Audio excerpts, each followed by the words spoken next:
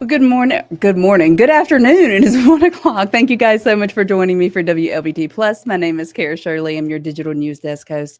And I do thank you for joining me on this afternoon, not morning. It is now afternoon on this Friday, the first day of November. Some might even call this National Go Get Candy 50% Off Day. It's the day after Halloween. But I do appreciate you being here very much as we get ready for what is sure to be an exciting week next week, whether it is an exciting week because you're excited to go vote, or it's an exciting week because the political season will be over for this year. Whichever way, we have a very exciting week happening here to next week with election happening, or the election happening. Lots of stuff on the polls for you to go and make a decision about, and we're going to be here with you all day and next Tuesday, bringing you results and talking with analysts and just everything election. So make sure you're here with us next Tuesday. If you are watching on our website or on our news app, thank you so much for tuning in. And if you are joining us on any of our social streams, we're on Facebook, YouTube, Twitch. Sometimes we're on Twitter, and we're looking to do other shows or other streaming platforms as well. But we do appreciate you being here. If you are tuning in, let me know where you're watching from. If you're here in the Jackson area, or you and some of the outlying communities, or even farther away, let me know where you're tuning in from.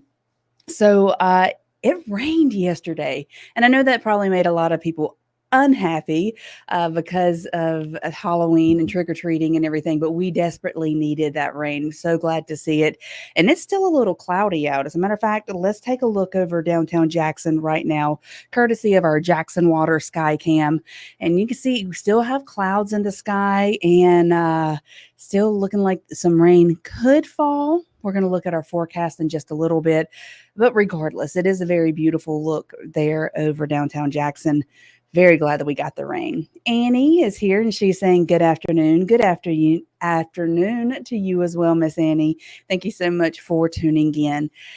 So let's go ahead and jump into the news. Got some updates of stuff that has happened overnight over the past couple of days, as well as some stuff that happened this morning. And we are going to start with a wreck that happened this morning. It was on I-220 at Highway 80, and this was let's see, it happened around 6:30 this morning. So let me show you exactly where it happened at. Here's pull the map up. So here the square is I-220 and Highway 80. This is where they intersect there.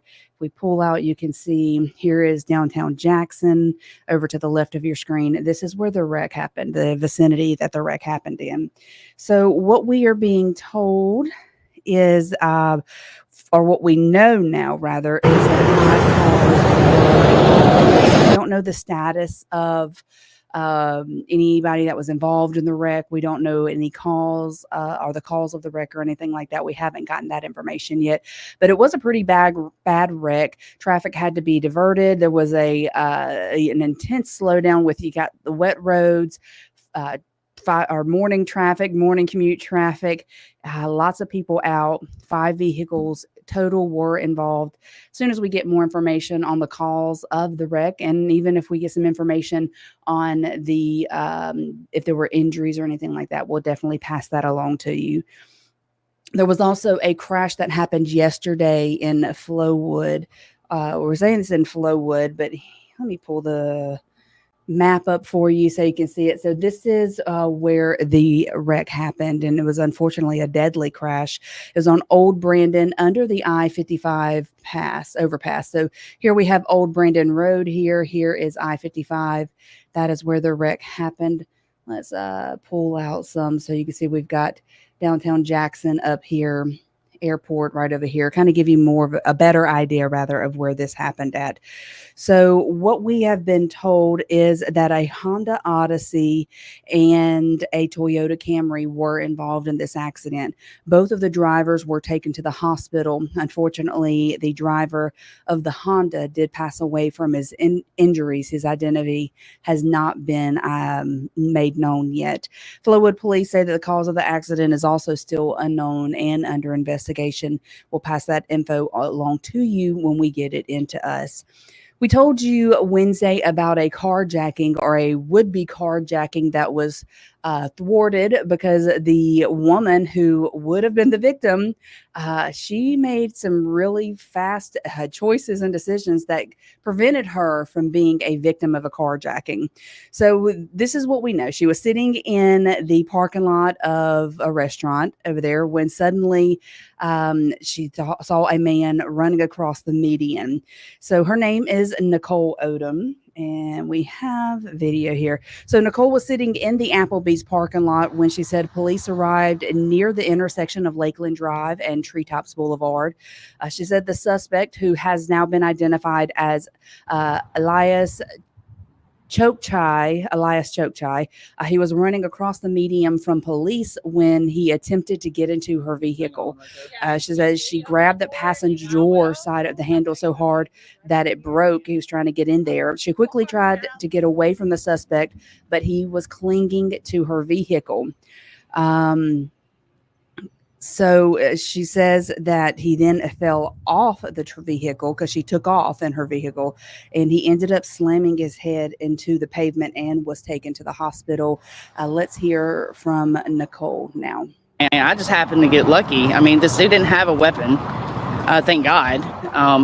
If he really had a weapon, then, probably be a different story. The only thing I can say is, just be aware of your surroundings. So he is still in custody. The suspect, Chokchai, is still in custody. I'm sorry, he is in the hospital still. He will be taken into custody when he is released from the hospital. We're unclear at this time what charges he will be facing. But I said this earlier to some of my coworkers. I don't know that if I were in that situation, that I would have the calmness, the mental calmness to think, okay, well, let me get away. Let me do what I have to do to get away. Let me drive away. Especially if I was not already in the driver's seat, if it was not already in gear to drive. I probably would have freaked out. I probably would not have handled it as well as she did. So good for her. Good for her.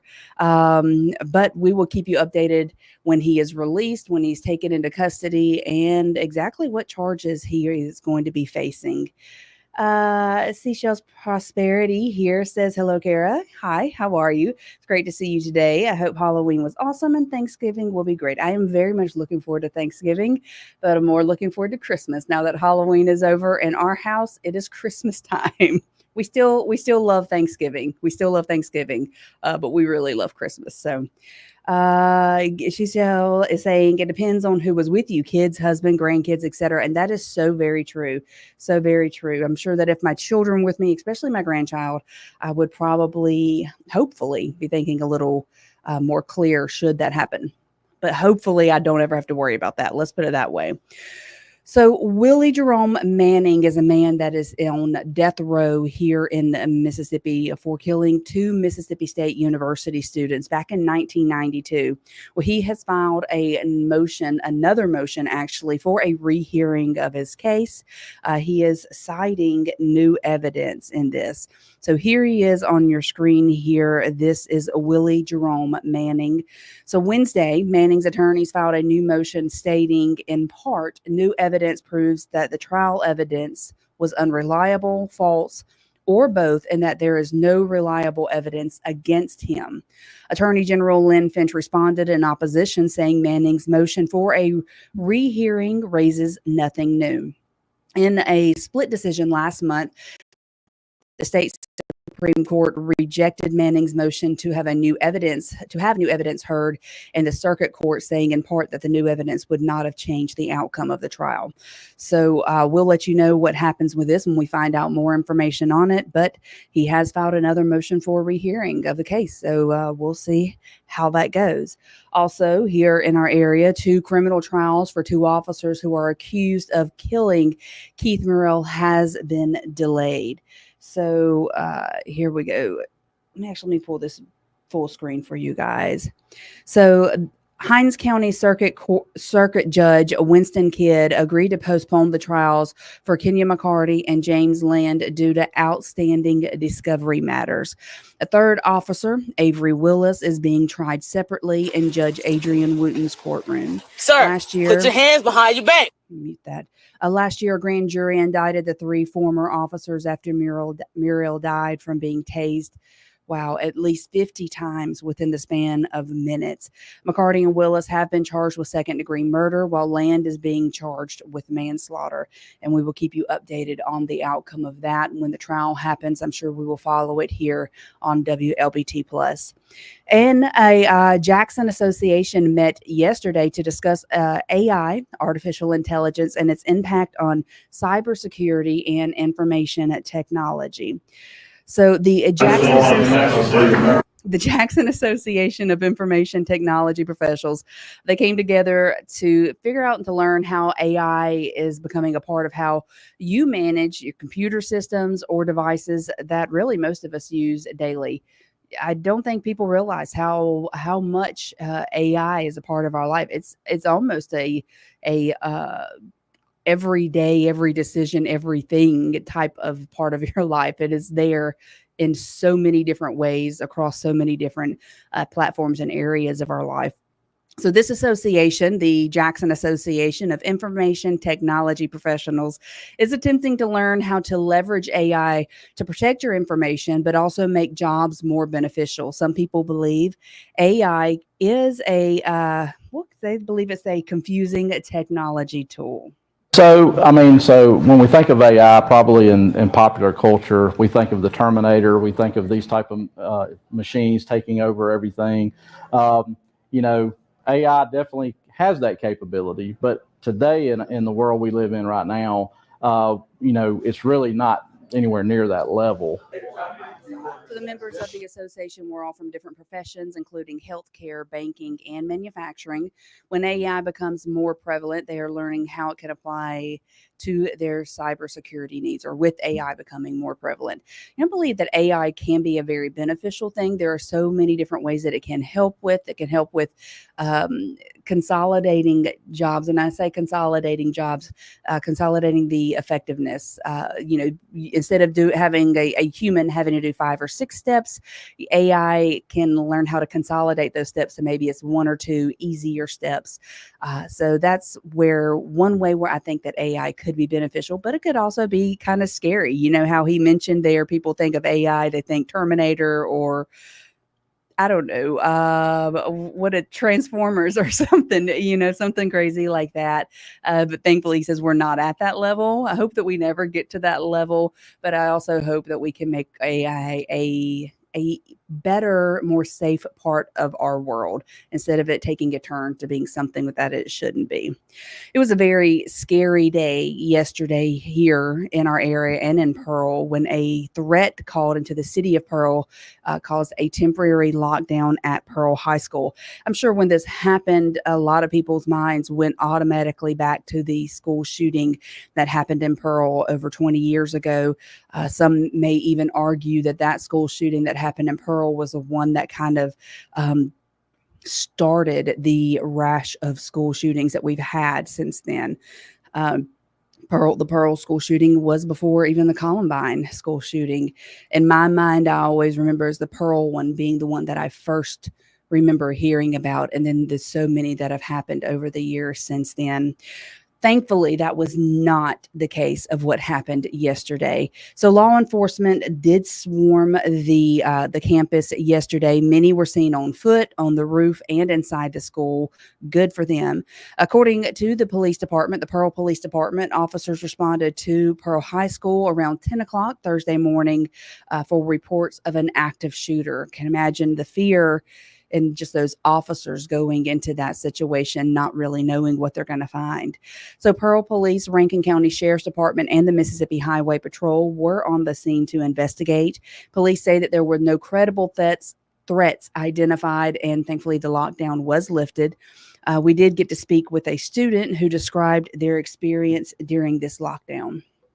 Teachers start freaking out, go turn all the lights off. We bar bolted the door. And then I'm just like texting my friends and all, and they're like, we don't know. There could have been an escaped convict on 80, and then my dad comes to get me, and I don't know. It was crazy, insane. So out of safety concerns, a police presence did remain on campus for the remainder of the day, but thankfully no one was injured. It's a very scary thing. I can't imagine, being with the students, being the teachers there, being the police officers have to rush into that situation. Thankfully, it ended up being a hoax call, nothing that was true.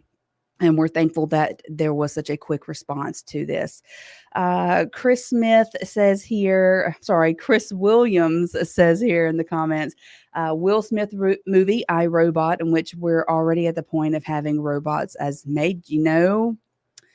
That's true. That is very true. How many of us have a little robotic vacuum cleaner in the house that goes around and vacuums, and we don't have to worry about it anymore? I had one at my house in Meridian, and I called it Rosie, which is the name of the maid, robot maid from the Jetsons. So that is a very good point. Very true, Chris. So before we go into any more news, go any further, let's go ahead and take let's listen to a word from our sponsor, Jackson Water. And thank you so much to Jackson Water for being a part of WLBT Plus and making it possible for us to bring you this show every weekday. Hey, Jackson, curious about our water system? Join the Jackson Water Academy to get the inside scoop on our water and sewer operations. 3 sessions, 3 months, and a whole lot of hands-on know-how. You'll even get a behind-the-scenes tour of the O.B. Curtis Water Treatment Plant. So if you're ready to dive in, head to jacksonwater.com/Water Academy or give us a ring at 601-500-5200 to apply. But hurry, spots are going fast. And again, thank you to Jackson Water for sponsoring WLBT Plus. Let's take a look at our forecast real quick before we go any farther. Let's look at our temperatures outside right now. They are really nice, actually. We're looking in the mid-70s, 74 here in Jackson, 74 McGee, 76 up in Natchez, but still, it is nothing to be upset about, those temperatures out there. If we look at our radar right now, no rain in our area. Well, looking down in Wilkinson County, there is a little bit of rain there, but as far as Rankin, Madison, Hinds County, and the immediate Jackson vicinity, there is no rain in the area. Cloudy, yes, but thankfully no rain. Well, maybe not thankfully. We do need that rain, so I'm not going to complain about it if it's there. Let's look at our next 12 hours. We are looking at low chances of rain over the next few hours, dropping down to 20% overnight as we are in the upper 60s overnight. And then the next 7 days, we are looking at a good weekend, no chance of rain over the weekend, and we have higher chances of rain next week. Looking at election day next Tuesday, 60% chance of rain, mid 80s. So going to be pleasant temperatures. And like I said, we're not going to complain about that rain because we do definitely need it. We have some drought conditions, pretty intense drought conditions over parts of our state where some of us are still under burn bans. So we are going to take all the rain that we can get. We definitely need that right now. So law enforcement and lawmakers are now working together to try and address the problem plaguing the capital city, which is the problem of homelessness. So in the entire state, there are about 780 homeless people. Of that 780, about 680 are in the Jackson area. That's according to the 2023 statistics from the U.S. Department of Housing and Urban Development. So we spoke with Sheriff Tyree Jones, and he says the struggle law enforcement face when addressing squatters and vacant private properties is that they don't have the authority to press charges, even if the property owner is out of state. They're not here. They don't know what's going on with their property. They don't have someone here as an overseer for their property. Then, of course, we can't enforce any type of criminal action against these individuals for occupying these properties unless they are a wanted subject or unless we find another crime to connect them to. So currently, there are no specific laws in Mississippi to address squatting, but the Select Committee plans to discuss that during next year's legislative session. So that's good that that is going to be addressed. Hopefully, we can get a solution to that problem. Really, finding a solution to the homeless problem here would be even better than that.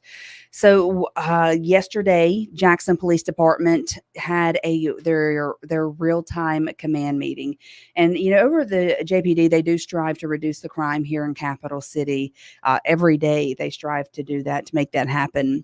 So department leaders met to discuss the progress that they're making to meet that goal. Numbers show the city is on pace to see a decrease in homicides this year, which is great.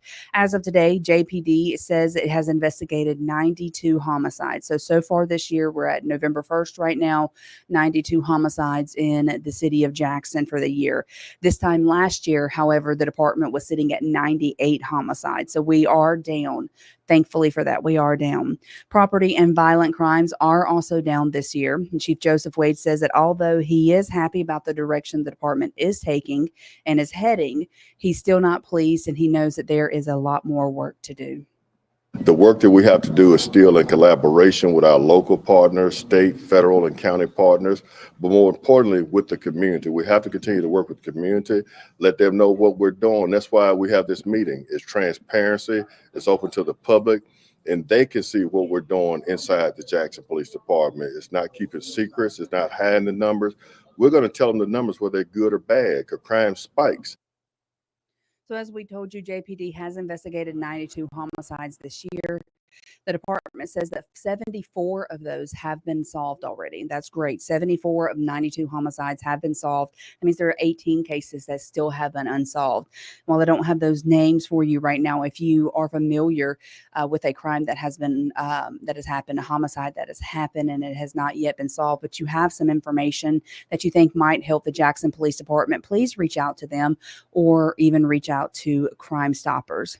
And we told you the other day about the subdivision here in Jackson where a Jackson police car crashed into the column going into the subdivision, and residents were upset to find that the city denied or is denying taking responsibility. Here is from the scene of the accident here on your screen. It happened back in January. It was at the Meadows Oaks subdivision. And they were denied a claim for damage repairs. A letter from the Risk Management Division stated an investigation found that the city was not liable, but this was a city vehicle that hit it. So trial attorney Rocky Wilkins says cities, counties, and the state are protected by the Mississippi Tort Claims Act unless there are exceptional circumstances like reckless disregard.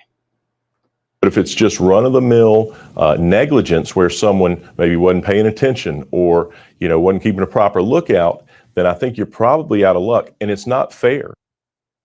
So this Jackson City spokesperson says the October 17th letter was sent in error and a final review has not been completed. That's good to hear. They hope to have a final resolution for those people in the next couple of days. Jackson City sewer system spending has had $39 million spent on it, spent repairing actually the sewer system here in Jackson so far. So those figures come from Jackson Water, and that is their most recent filings in federal court. So since taking over the sewer system, Jackson Water has cleaned and inspected more than 619,000 feet of linear sewer lines. More than 200 emergency sewer failures have been fixed, and crews have also resolved 94% of 2,200 backlogged calls for sewer service. That is awesome. 94% of 2,200 backlogged calls have been resolved. That is great. So that is the status of the Jackson sewer system since Jackson Water or their most recent filing in a federal court. Glad to hear that so much has been cleaned up and taken care of, and hopefully we can continue that trend here in our area. Well, guys, is going to be the end of WLBT Plus today. Make sure you're tuning in today at 2:30 to hear from our First Alert weather team. They're going to give you a more in-depth look at the forecast. Going to tell you, is there something out in the tropics that we need to be paying attention to? Hopefully not, but they're going to give you that information. And they're also going to look more in depth at this weekend. I know we've got JSU homecoming happening this weekend. Lots of fun stuff happening here in the Jackson area and the communities around us. So tune in at 2:30 to hear from our First Alert weather team. I will be back Monday at 1 o'clock, getting ready for Election Day. So you guys rest up now, because actually time changes on Sunday, doesn't it? It does, I believe. Maybe I'm wrong. Maybe it's next Sunday. I will find out for sure. Make sure I let you know. Otherwise, I hope you guys have a great day, a great weekend. I hope you're back with me on Monday, and I will see you all then. Bye.